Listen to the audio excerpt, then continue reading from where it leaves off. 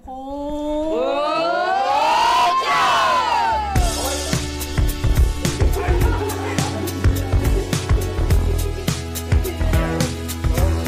C'est un atelier d'improvisation. Ce sont des élèves de deuxième année, donc des gens qui ont commencé il y a maintenant 1 an et demi pour certains, et certains qui viennent d'arriver il y a quelques mois. Voilà, c'est un atelier où certains commencent à jouer dans les spectacles. On organise des matchs, des cabarets tournant autour de l'improvisation. On va essayer autre chose, donc histoire en ligne. Je vais vous donner une thématique. 5 personnes, vous connaissez, d'accord? Titre, l'étranger de l'ascenseur. 10 secondes.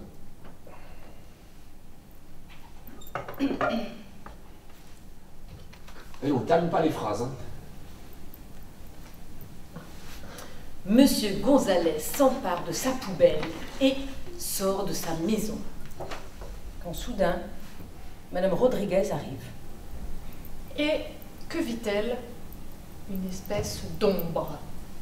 Qui sortait en fait de la poubelle. Elle était verte et toute gluante. Alors le théâtre d'improvisation, en fait, ça a commencé il y a bien longtemps, à la fin même du 19e siècle, donc avec un monsieur qui s'appelait Konstantin Stanislavski, donc un russe, et qui, pour faire travailler ses comédiens, se servait beaucoup de l'improvisation théâtrale. Voilà, ça c'est la première chose. Et petit à petit, ce théâtre d'improvisation a eu des émules, et au Québec essentiellement, il y a un monsieur qui s'appelle Robert Gravel, qui a décidé de monter des spectacles d'improvisation. Il est parti d'un constat, se disant qu'au Québec, tout le monde allait voir des spectacles, d'aller voir sur la patinoire, voir des matchs de hockey sur glace et qu'il n'y avait personne dans les salles de théâtre. Donc il s'est dit, tiens, et si on faisait, nous, venir le public en se servant du match d'improvisation, du format du match de hockey sur glace. Et donc, en fait, est née l'improvisation théâtrale au Québec. Ils en faisaient déjà, ils en font toujours à l'école. C'est vraiment quelque chose qui est vraiment en eux. C'est les champions du monde, vraiment, de l'improvisation théâtrale. Donc les matchs d'improvisation, ça part sur une patinoire, bon bien évidemment sans glace, avec des équipes de 6 joueurs, un arbitre, des catégories, des thèmes, et ils vont improviser et jouer à 2 équipes. Revenez, monsieur Gonzalez, s'il vous plaît. Je suis tellement effrayée par cet homme à la poubelle. S'il vous plaît, revenez. Je n'ai plus de souffle. Je crois que... Je vais crever en fait. Mais à ce moment-là, monsieur Martinez s'approche de l'ascenseur qui se trouvait au milieu de la rue, Devant le camion poubelle. Afin de charger les ordures. quand le petit bitonio rouge se mit à clignoter et à faire un bruit.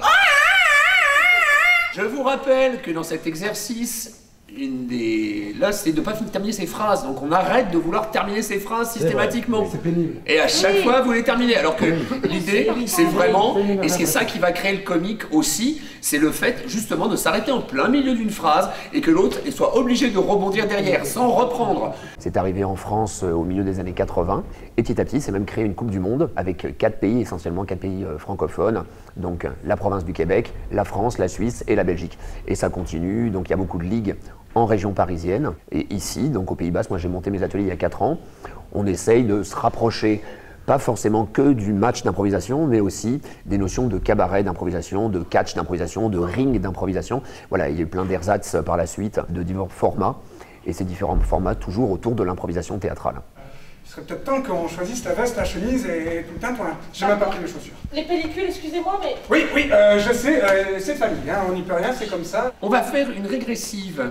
Vous devrez me faire une improvisation en 2 minutes. Puis, je veux exactement la même improvisation, les mêmes entrées, les mêmes mots, d'accord? Tout refait là en 1 minute, puis en 30 secondes, puis une 4e fois en 10 secondes. Le titre de l'impro sera Un étrange château.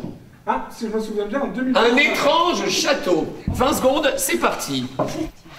L'impro, c'est plus un résultat. Mais avant, il y a vraiment un travail de comédien. C'est-à-dire qu'on va travailler sur la respiration, on va travailler sur l'articulation. Des fois, j'en ai besoin moi-même. On va travailler sur la respiration, on va travailler sur le regard, sur tout ce qui est gestuel. Voilà, on a un vrai travail de mise en place du comédien. Après, on va travailler sur la réactivité, sur l'imaginaire, sur le lâcher-prise, la créativité. Voilà, il y a plein de choses qu'on peut faire ressortir. Et toutes les personnes qui viennent pour faire partie des ateliers, il n'y a pas un seul objectif. On a des personnes qui viennent pour s'amuser, éventuellement qui viendraient pour être comédiens par la suite, d'autres qui viennent parce qu'ils aiment bien On a monté une association qui s'appelle donc la TRAM, la troupe des ateliers de marque en fait. Voilà, une association, et on produit différents spectacles. On travaille aussi bien sur le corps que sur l'esprit. Enfin, sur l'esprit pour certains, pour certaines également, mais pas forcément pour tout le monde. Voilà. 3, 2, 1, 2 minutes. Bonjour. Bienvenue au château de Catécha. Merci.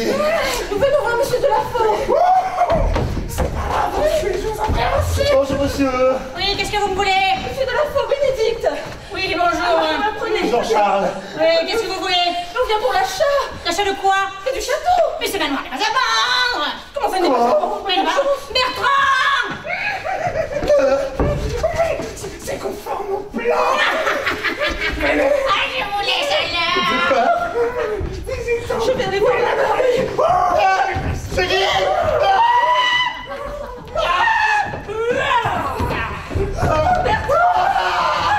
J'ai vu des trucs qui volaient. Des trucs qui